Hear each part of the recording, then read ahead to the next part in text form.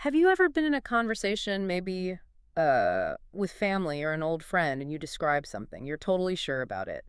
You know, the weather, who was there, what they said, and the other person just looks at you blankly and goes, that, that never happened. Right. It's that feeling, isn't it? That absolute certainty. Yeah, like 4K clarity in your head. We really rely on that feeling. It defines who we think we are, our past. Uh-huh. But here's the unsettling part, and it's what the research we looked at really digs into. That powerful feeling of certainty. Yeah. It often has basically nothing to do with, actual facts. Objective truth. Welcome to the deep dive. Yeah, and the core idea here, it's kind of brilliant, but also really destabilizing. Human memory isn't like a trusty video camera just recording reality. If it were, playback would be simple, Right. right? But it's not. It's much more like a really creative screenwriter. Talented, absolutely, but sometimes Deceiving. a screenwriter. Okay, I like that metaphor. So it's not just playing back, it's what you do. It's reconstructing every time. It pieces together a narrative, makes it smooth, makes it feel right emotionally.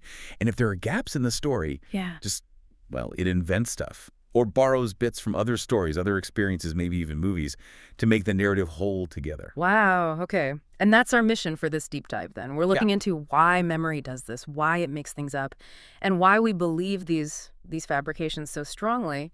And I guess most importantly, what can we actually do about it? How do we work with this imperfect system? Exactly. It starts with some tough questions the research forces on us, like does intense emotion, sheer terror or overwhelming joy, does that guarantee the memory is accurate? Or what about when a whole group of people remembers the exact same thing? Surely that means it's true, right? The consensus. Well, the data, unfortunately, points to no on both counts, a resounding no. Yeah. And that really opens up the complexity, doesn't it? It really does. So let's get into the evidence.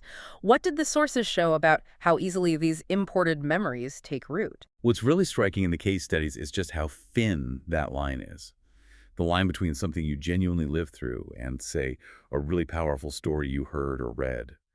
That external narrative can basically get absorbed, fully integrated into your own life story, and you'd have no idea it didn't actually happen to you. Okay, give us an example, because that sounds almost unbelievable. Okay, so there's this incredible case. Someone had this absolutely terrifying, really vivid memory of bombs exploding right behind their house during wartime. They described the feeling, the sand, the smell of smoke, the visual of the fire. It was visceral. They could feel it when they recalled it. Totally. Felt completely real. But then, later they checked official records, talked deep with family history, and discovered they were actually hundreds of miles away, in a dorm. They weren't even there when the bombs fell. So how? How does a memory that strong, that wrong, get created? The research points to the person's older sibling. The sibling had written home, sending these incredibly detailed, descriptive letters about the bombing raids and the aftermath. The brain reads that account, visualizes it intensely, and the dissection up. It just sort of quietly adopts the experience, seals it away as if it were personal, lived trauma. So the emotional punch of the letter became indistinguishable from actually living through it. Pretty much. It's like Yeah.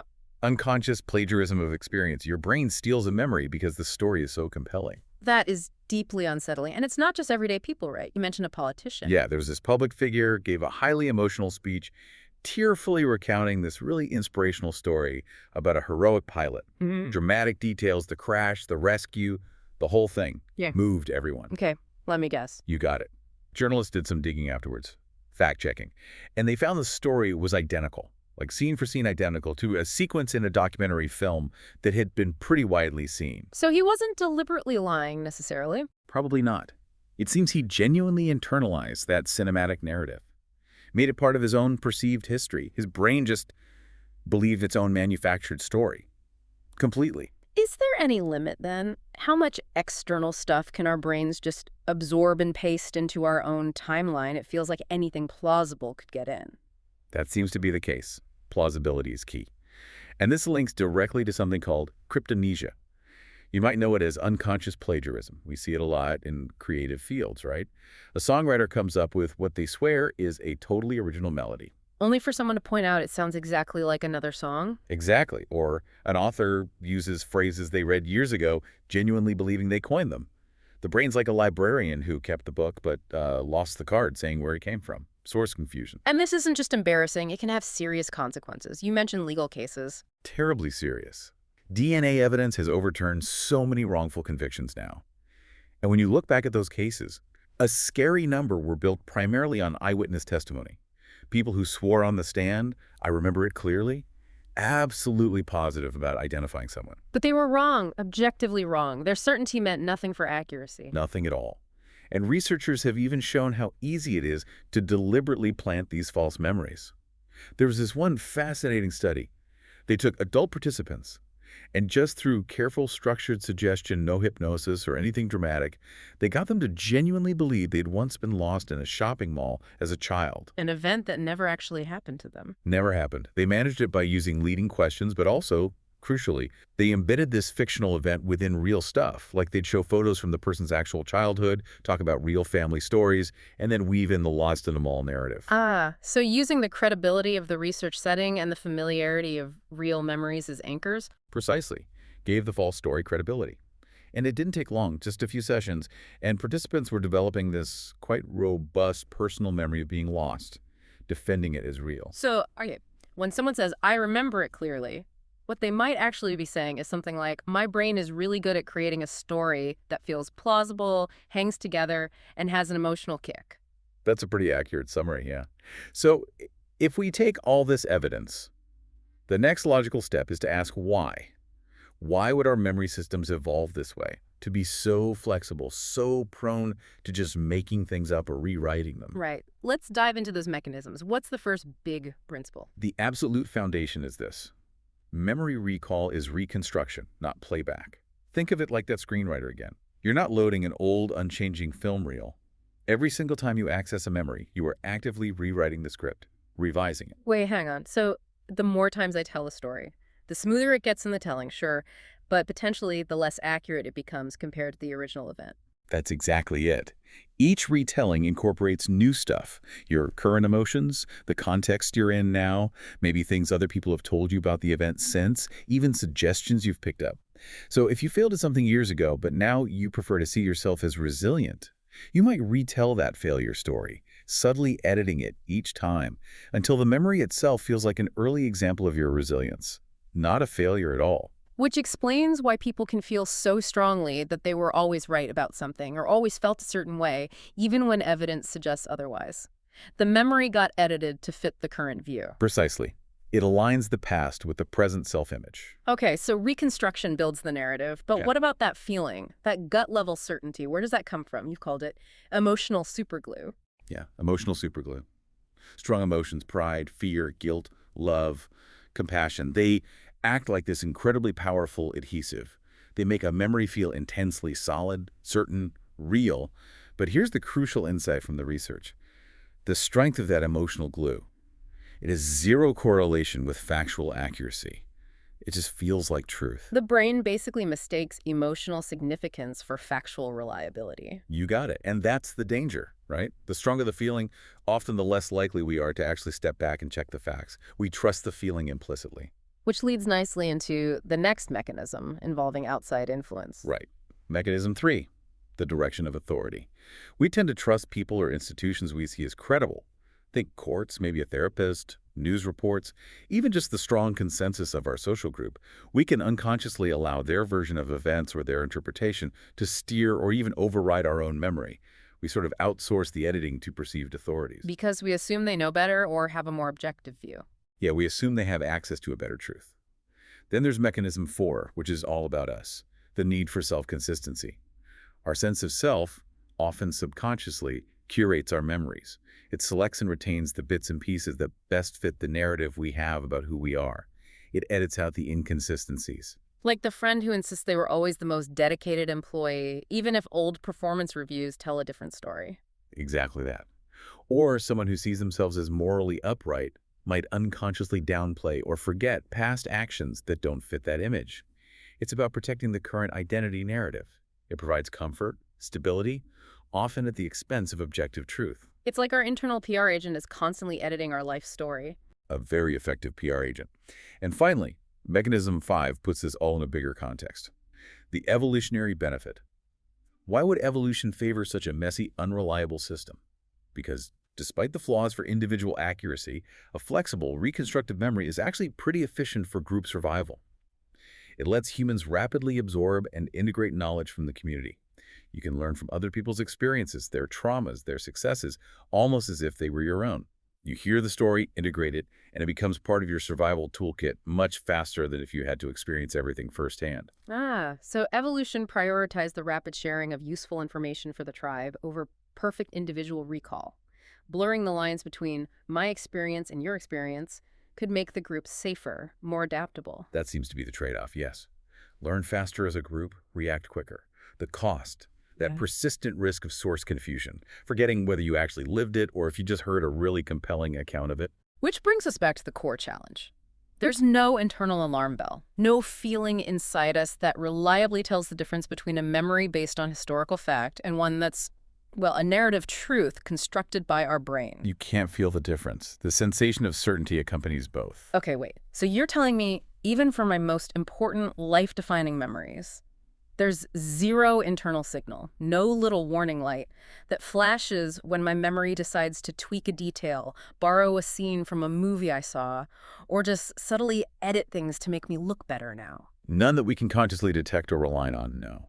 That feeling of knowing is produced for both accurate recall and confident confabulation, which is precisely why the research urges a shift. We need to move away from just passively receiving our memories as truth and towards actively verifying them, since we absolutely cannot trust the feeling of certainty alone. We need a new approach, a different way of handling memory. Exactly. A new operating manual for the mind. This feels like the really practical part, the wisdom layer. If certainty isn't the guide, what can we actually do? The sources mention 4 key habits, right? Yes. 4 practical disciplines. The first one is absolutely fundamental. Habit 1.